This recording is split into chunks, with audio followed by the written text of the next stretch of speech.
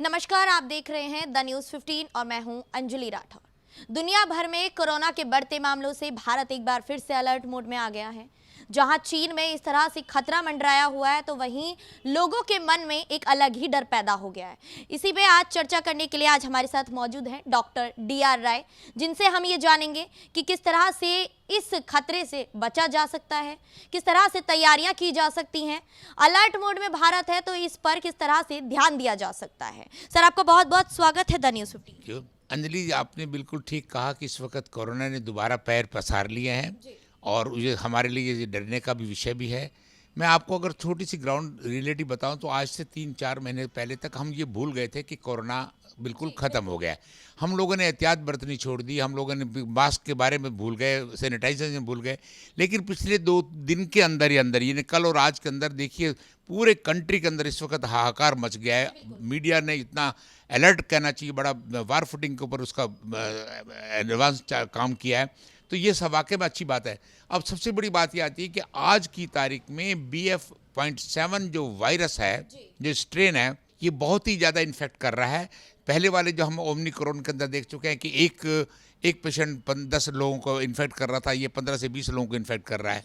और आज की तारीख में बोल रहा हूँ आपको, इस वक्त करीब पूरे विश्व के अंदर 5 से 6 लाख केसेस आ रहे हैं इसी बीमारी के, और 2,30,000 केस आज का डेटा बता रहा हूँ जापान के अंदर हुए हैं, 20,000 केस अमेरिका के अंदर हुए हैं, 88,000 केसेस कोरिया के अंदर हुए हैं, और उसके बाद 1 लाख केसेस करीब ब्राज़ील के अंदर हुए हैं, और भी कई कंट्री फ्रांस, स्पेन वगैरह में जा चुका है। अब सबसे बड़ी बात यह कि हम लोग चीन के नज़दीक में बैठे हुए हैं। आज हिंदुस्तान के अंदर भी 4 केसेस BF.7 स्ट्रेन के आ गए हैं। अगर हमने थोड़ी भी लापरवाही की तो ये 4 से 40 और 40 से 4,000 और 4,000 से 4 लाख होते देर नहीं लगेगी, क्योंकि हम ये पहले 2020 के अंदर ये भुगत चुके हैं। सर, ये भी देखा जा रहा है कि इतने आंकड़े तो सामने आ रहे हैं। देश भर में आज जो 24 घंटे का आंकड़ा है वो लगभग 60 लाख का आंकड़ा है। ऐसे में जो भारत है वो किस तरह से तैयार है, क्योंकि लोग जागरूक नहीं है। हमारे देश की सबसे बड़ी विडंबना यही है कि हम लोग जो है ना, हर चीज़ को बड़ी लाइटली लेते हैं। सरकार ने इतना किया, मीडिया ने इतना पब्लिसिटी किया, उसके बावजूद आप देखिए लोग बाग सोचते नहीं थे कि हमको कोई एहतियात बरतनी है। तो आज की तारीख में मैं आपके माध्यम से ज़रूर ये कहूँगा हर व्यक्ति के लिए कि भाई सबसे पहले तो अपने आप मास्क के बिना घर से बाहर मत निकलिए, ज़रूरी नहीं है तो, और भीड़ वाली जगह पर बिल्कुल मत जाइए।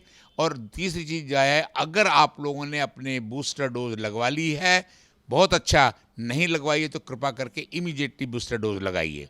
मेरा आपके माध्यम से सरकार को भी ये दोबारा निवेदन है, हालांकि सरकार पूरे ये एहतियात बरत रही है कि हमें को विजिलेंस सर्विलेंस हमको करनी पड़ेगी। एयरपोर्ट के ऊपर हमारी फ़्लाइटें जो कि उस देश से आ रही हैं उसको स्क्रीन करें या बिल्कुल बंद कर दें ताकि हम बच सकें। और बुज़ुर्गों के लिए भी बहुत ज़रूरी है कि वो अननेसेसरली घर से बाहर ना निकलें। तो हमें ये एहतियात अगर हम बरतेंगे, हमें डरने की ज़रूरत नहीं है, हमें सावधानी बरतने की ज़रूरत है। सर, चर्चा का विषय ये है कि जो पहले ओमिक्रॉन का वेव हमें देखने के लिए मिला, जो BF.5 था, अब जो है BF.7 हमारे सामने है, BF.12 के भी कई मामले हैं। तो ऐसे में इनमें अंतर क्या है, कितना इनसे खतरा है, कितने घातक ये है? अंजलि, सबसे बड़ी बात क्या है कि हमने पहले भी कहा कि ये वायरस बड़ा नोटोरियस है कि अपना रंग रूप बहुत जल्दी बदलता है। रंग रूप से मेरा मकसद है, इसका म्यूटेशन बहुत फास्ट होता है और मालूम भी नहीं पड़ता इसकी म्यूटेशन किस लेवल पर जा रहा है। और उसका जो फ़र्क पड़ता है कि एक म्यूटेशन जैसे BF.5 था, अब BF.7 आ गया, आप 12 की बात कर रही हैं। कुछ वायरस जो है ना डायरेक्टली आपको गले के अंदर इफेक्ट करते हैं, नाक के अंदर इफेक्ट करते हैं, उसके बाद वो लंग्स में जाते हैं। कुछ वायरस जो है ना सीधे लंग्स के अंदर जाके सेटल हो जाते हैं, जो कि उससे हम बदल जाते हैं। कुछ वायरस बहुत ज़्यादा इन्फेक्शन फैलाते हैं, कुछ वायरस थोड़ा कम फैलाते हैं। तो ये आज की तारीख में भी हमारे को एकदम, जैसे BF.7 का जो स्ट्रेन है, अभी इसके ऊपर स्टडी चालू कर दी गई है। आज की तारीख में एकदम कहना बहुत मुश्किल होगा कि बिल्कुल खतरनाक नहीं है। आप उसको खतरनाक मान के चलेंगे, आप इससे एहतियात बरतेंगे तो आप सुखी रहेंगे, स्वस्थ रहेंगे। अगर आप लापरवाही करेंगे, चाहे वो स्ट्रेन कोई भी हो, क्योंकि कोविड ने हमारे देश को हिला के रख दिया था, और हम भगवान से प्रार्थना करते हैं कि दोबारा हमारे देश को वो दिन ना देखने पड़े जो हमने सेकेंड वेव के अंदर या थर्ड वेव के अंदर देखे थे, जब अस्पतालों में बेड नहीं थे, ऑक्सीजन के सिलेंडर नहीं थे, लोग बाग इधर से उधर मारे फिर रहे थे। तो वो हम नहीं चाहते। सबसे बड़ा आपके पास साधन है अपनी एहतियात बरतिए, बिना बिना मास्क के घर से मत जाइए और अपना वैक्सीनेशन लगाइए। अब ऐसे में नया साल आ रहा है, क्रिसमस का त्यौहार आ रहा है, ऐसे और भी त्यौहार हैं। पिछली बार जब कोरोना का वेव हमारे सामने आया था, कोरोना का पहला मामला हमारे सामने आया था, तो हमें इसके बारे में नॉलेज नहीं थी। लेकिन हम इतनी वेव देख चुके हैं। इतनी वेव देखने के बाद भी अभी तक लोगों में इतनी जागरूकता नहीं है। तो ऐसे में हमें किस तरह से तैयार रहना है, हमारे स्वास्थ्य विभाग को किस तरह से तैयार रहना पड़ेगा? स्वास्थ्य विभाग अपनी तरफ से सारी तैयारियां चालू कर चुका है। और दूसरी बात ये कह दूं, 2020 और 2022 के एंड के अंदर फ़र्क ये पड़ गया है। 2020 के अंदर हमारे पास कोई साधन नहीं थे, हम लोग एट रैंडम पकड़े गए थे और ये वायरस ने आकर तंग किया। हमारे पास पीपीएफ भी नहीं थी कि हम कुछ कर सकते। लेकिन आज की तारीख में हमारे पास दो वैक्सीन मार्केट के अंदर, तीसरा वैक्सीन भी चल रहा है। वैक्सीनेशन हमने 220 करोड़ लोगों का 220 डोज हम लगा चुके हैं, यानी प्रैक्टिकली 100 करोड़ लोगों को हम वैक्सीनेट कर चुके हैं। ये हमारे लिए बहुत बड़ी एडवांटेज की बात है। आप देखिए, जितने भी विकासशील देश हैं, जैसे अमेरिका हो गया, जापान हो गया, उनकी हालत हमसे बदतर हुई है जितनी कि हमारी नहीं हुई है। लेकिन हमको फिर भी मैं ये कहूँगा कि हमको एहतियात ज़रूर बरतनी चाहिए, नहीं तो फिर हम दूसरी जेल में जाएं, ऐसा हम कभी नहीं चाहेंगे। जागरूकता सबसे बड़ा सवाल है आज के समय में। ऐसे में जो लोग ये कह रहे हैं कि हम वैक्सीन को नहीं मानते, हम मास्क को नहीं मानते, हम कोरोना को नहीं मानते, तो उनको कैसे समझाया जाएगा, उनके अंदर कैसे जागरूकता पैदा? देखिए, उसकी जागरूकता तो सबसे बड़ा आप लोगों ने बीड़ा उठा रखा है जागरूक करने का। लेकिन दुख इस बात का होता है कि हमारे देश के लिए मैं विडम्बना से कहूँगा कि लातों के भूत बातों से नहीं मानते। वो सख्ती सरकार को करनी पड़ेगी, बिल्कुल उनको पेनलाइज करें, उनके ऊपर फाइन लगाएं, उनको बाहर नहीं निकलने दें। इसी प्रकार से तो हम उनको रोक पाएंगे, नहीं तो बहुत मुश्किल है। हम समझ जाते तो शायद हमको सेकंड वेव की इतनी खराबी ना आती, लेकिन हम लोग समझे नहीं, हर चीज़ को हमने लाइट लिया, जिसकी वजह से हमको तकलीफ़ों का सामना करना पड़ा। तो मैं तो यही कहूँगा कि हमको अपनी जागरूकता का, अपनी जिम्मेदारी को खुद को समझना चाहिए। और सरकार अगर बार बार कह रही है तो हमारे स्वास्थ्य के लिए कह रही है, डॉक्टर अगर कह रहे हैं तो आपके स्वास्थ्य के लिए कह रहे हैं कि आप लोग सुखी रहेंगे। और तीसरी बात आपने अंजलि जो कही कि अब त्योहारों का मौसम आ रहा है, अंजलि सबसे बड़ी बात मैं ये कहता हूँ, त्योहार अगर हमने इस बार न्यू ईयर नहीं मनाया कि अगला साल नहीं आएगा, अगर तुम ही नहीं रहोगे तो न्यू ईयर्स के क्या करोगे भाई? आप हैं तो न्यू ईयर्स है, आप हैं तो दिवाली है, आप हैं तो होली है। तो इससे त्योहारों की बात छोड़ दीजिए, सबसे पहले अपने स्वास्थ्य का ध्यान रखिए। आप हैं तो त्यौहार, तो आप देखिए, त्यौहार मनाने के लिए बहाना जरूरत नहीं है, आप घर में 4 बंदे इकट्ठे करके अपने फिर त्यौहार मना लीजिएगा। लेकिन आपको एहतियात बरतनी चाहिए और अननेसेसरली आप सड़कों पे मत घूमिए, मास्क लगाइए, सोशल डिस्टेंसिंग कीजिए, हैंड हाइजीन का पूरा ध्यान रखिए। और वैक्सीनेशन नहीं लगवाए हैं, मैं फिर कहूँगा कि जिनने बूस्टर नहीं लगवाए कृपा करके बूस्टर लगवा लें। और सरकार से भी हमारा रिक्वेस्ट है कि बच्चों को हमने वैक्सीनेशन चालू नहीं किया था और बहुत कम बच्चे हमारे वैक्सीनेटेड हैं, तो कृपा करके उनकी तरफ ध्यान दिया जाए कि ताकि वो लोग भी इससे इफेक्टेड ना हो। अच्छा, जो पिछला समय गया है, बहुत ही डरावना और भयावह समय था हमारे लिए, जब वो 3 साल जब हम घरों में बंद थे, जो वेव हमने देखी है। तो ऐसे में क्या लगता है कि अब आने वाला समय, जिसमें आशंका जताई जा रही है कि तमाम तरह के आंकड़े सामने आ रहे हैं कि इतने लोग अब फिर से इस तरह से इस पीड़ा से जूझेंगे, तो ऐसे में क्या लगता है कि फिर से लॉकडाउन लगेगा और फिर से भारत उसी मोड में आ जाएगा? देखिए अंजलि, मैं ये नहीं कहता था लॉकडाउन लगेगा या नहीं लगेगा, लेकिन अगर हम लापरवाही बरतेंगे, केसेस बहुत ज़्यादा बढ़ने लग जाएंगे, सरकार को मजबूर होकर फिर वो स्टेप उठाना पड़ेगा।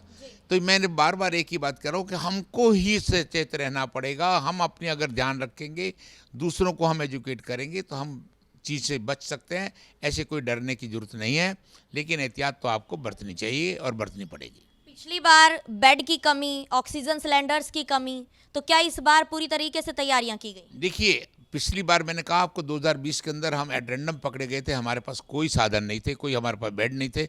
लेकिन पिछले 1 साल और 2 साल के अंदर हमने इंफ्रास्ट्रक्चर अपना इतना बढ़ा दिया है कि हमारे हर अस्पताल के अंदर कोविड वार्ड हैं, जो अब जनरल बना दिए गए हैं। हो सकता है सरकार, जो आज प्राइम मिनिस्टर हमारे एक हाई लेवल मीटिंग करने वाले हैं चीफ मिनिस्टरों के साथ, हो सकता है वो कह देंगे अपने हर हॉस्पिटल के अंदर 50 बेड कोविड के बिल्कुल सेपरेट कर दीजिए, कोई दिक्कत आने वाली नहीं है। पहले हमारे पास ऑक्सीजन की कमी थी, सरकार ने 1 साल के अंदर ऑक्सीजन के प्लांट इतने लगा दिए हैं कि हमें नहीं आने वाली। दवाइयों की हमारे पास कमी नहीं है, क्योंकि दवाइयाँ तो हमने इवन की विदेशों में जाके भेजी थी। हमने अब पीपीएफ के किट हमने जो है ना बाहर वालों को सप्लाई किए, वैक्सीनेशन हमने दूसरों को सप्लाई किया। मैं ये कहूँगा हमें डरने की जरूरत नहीं, सरकार भी सचेत है, डॉक्टर समाज भी बहुत ज़्यादा सचेत है। आपको आश्चर्य होगा, इस देश की सेवा करने के अंदर करीब करीब 1800-1900 डॉक्टरों ने अपने प्राण निछावर कर दिए सिर्फ अपनी जनता को बचाने के लिए। तो डॉक्टर समाज इस देश की सेवा के लिए हमेशा तत्पर है और हमेशा तत्पर रहेगा। जी, बीते समय एक रिपोर्ट भी सामने आई थी जिसमें डॉक्टर्स कोरोना के मरीजों को देखते हुए जो हालात हॉस्पिटल्स में थे उनको देखते हुए कहीं ना कहीं बहुत ज़्यादा डिप्रेस्ड थे, कहीं ना कहीं बहुत परेशान थे, इरिटेट हो जा रहे थे। ऐसे में मेंटली जो प्रेशर था उसको कम करने के लिए इस बार किस तरह से तैयारियां? देखिए, वो मैंने वही बात आ जाएगी, अगर अगर एक डॉक्टर की कैपेसिटी 50 मरीज देखने की है, उसको आप एकदम 200 मरीज दे दोगे तो वो तो एकदम थक जाएगा, झल्लाएगा, वो अपना टेम्परामेंट लूज करेगा। दूसरी बात है, डॉक्टरों की कमी भी थी। अब सरकार को लेसन मिल गए हैं। मैं कहूँगा पैंडमिक ने हमको इतनी चीज़ें सिखा दी हैं इस बार कि हमको हर चीज़ के लिए अब उसके लिए हम तैयार हैं। अब आप समझते हैं कि आज प्राइम मिनिस्टर जो मीटिंग ले रहे हैं, वो हो सकता है कि दोबारा जो उनने पहले डॉक्टरों की स्पेशल स्क्वाड बना दी थी, या जो डॉक्टर रिटायर हो गए उनको बुला लिया था, हो सकता है दोबारा उनको अलर्ट करके रह दें, they should be ready eight 24 hours notice even. तो उसमें मैं कहूँगा हमें घबराने की ज़रूरत नहीं है। वो दिक्कतें हम सेकंड और थर्ड वेव वाली जो हमने भुगती थी वो नहीं भुगतेंगे, लेकिन अगर हम लापरवाही करेंगे तो कोई भरोसा नहीं है कि हमें कितनी तकलीफ़ों का सामना करना पड़े, क्योंकि इसके वेरिएंट के बारे में अभी हमारे पास कोई स्टडीज़ नहीं है। अभी तक चीन ने अपने आंकड़े सामने नहीं रखे हैं। ऐसे में केवल और केवल हमारे सामने तस्वीरें आ रही हैं जिन्हें देखकर सभी के मन में एक अलग ही डर पैदा हो रहा है। तो क्या लग रहा है कि साजिश हो रही है या फिर सच में ऐसी कोई स्थिति वहां पर पैदा है? देखिए, चीन एक कहना चाहिए बड़ा अनरिलायबल कंट्री है। उसने पिछली 2020 के अंदर भी किसी को नहीं बताया, दो कि 2019 के अंदर अक्टूबर नवंबर में उसके यहाँ ये वुहान के अंदर ये केसेस चालू हो गए थे, लेकिन उसने छिपाए रखा और उसने बाद में जाके बताया WHO को। WHO ने भी उसके ऊपर एक्शन नहीं लिया प्रॉपरली जो लेना चाहिए था। लेकिन आज की तारीख में भी मुझे बड़ा अफसोस होता है कि वो अपने मरीजों के डाटा हमसे यानी समाज से और विश्व से छिपा रहा है। कहता है मेरे यहाँ कोई डेथ नहीं हुई, लेकिन हम मीडिया के थ्रू जो हम उसके चीन के फ़ोटोज़ देख रहे हैं, जो उनकी क्लिपिंग्स देख रहे हैं, जो वीडियोस देख रहे हैं, उससे तो ये लगता है कि वहाँ पे त्राही त्राही मची पड़ी है। बेड नहीं है, लाशों के ढेर लगे पड़े अस्पतालों के अंदर, दवाइयों की मेट्रो के मॉल में चले जाइए तो वहाँ पे दवाइयाँ ख़त्म हो चुकी हैं, खाने पीने की चीज़ें ख़त्म हो चुकी हैं। तो हालत तो वहाँ ख़राब है, लेकिन वो एक ऐसी कंट्री है जो हर चीज़ को छिपाती है और हर चीज़ को फिल्टर करके बाहर निकालती है। उसके ऊपर यकीन करना बहुत ही मुश्किल है और उसकी तरफ सोचने जुटने। लेकिन ये तो थैंक्स गॉड कि आज का मीडिया या आज का मोबाइल से इतने वीडियोस बाहर आ गए हैं, जो बाहर आ जाते हैं तो आपके पास और हमारे पास आ जाते हैं। नहीं तो अगर ये चीज़ें ना होती तो सरकार आज भी चाइना की सरकार ये कहती कि मेरे यहाँ everything is well, all is well. चीन में जिस तरह से हालात बेकाबू नज़र आ रहे हैं, तो ऐसे में चीन एक विकसित देश है जो टेक्नोलॉजी में आगे है, साइंस में आगे है। इतने हालात बेकाबू होने के बाद उनके हाथ में अभी कुछ नहीं है। लोग सड़कों पर इस तरह से बेबस हो रहे हैं, लोग चिल्ला रहे हैं। तो ऐसे में अगर भारत में इस तरह की स्थिति हो जाती है तो क्या भारत डैमेज कंट्रोल कर पाएगा? देखिए, पहली चीज़ तो मैं आपको बता दूं, भारत ने ऑलरेडी डैमेज कंट्रोल अपना करके दिखा दिया है। पूरा विश्व जिस वक्त त्राही त्राही कर रहा था कोरोना से, किसी के पास दवाइयाँ नहीं थी, हिंदुस्तान ही सबसे आगे आया।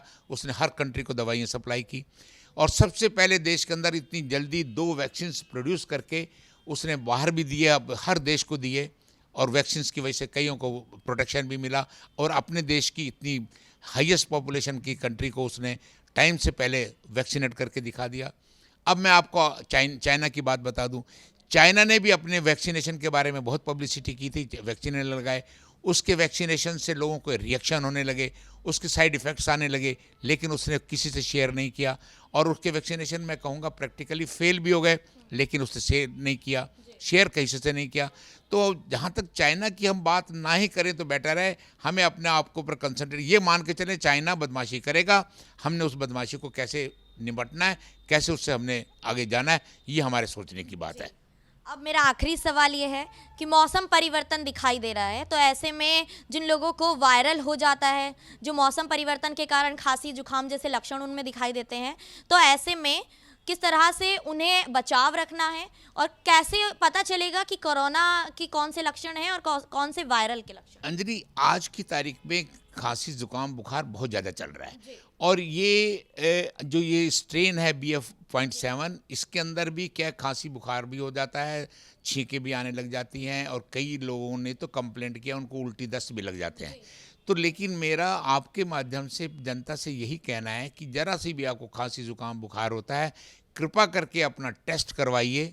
टेस्ट अगर आपका नेगेटिव आ जाता है, आप निश्चिंत हो जाइए, नहीं तो आपको कम से कम ये ज़रूर देखना पड़ेगा। लापरवाही मत कीजिए, अपने सड़क के ऊपर जाके किसी डॉक्टर से या केमिस्ट से जाके दवाई मत लीजिए।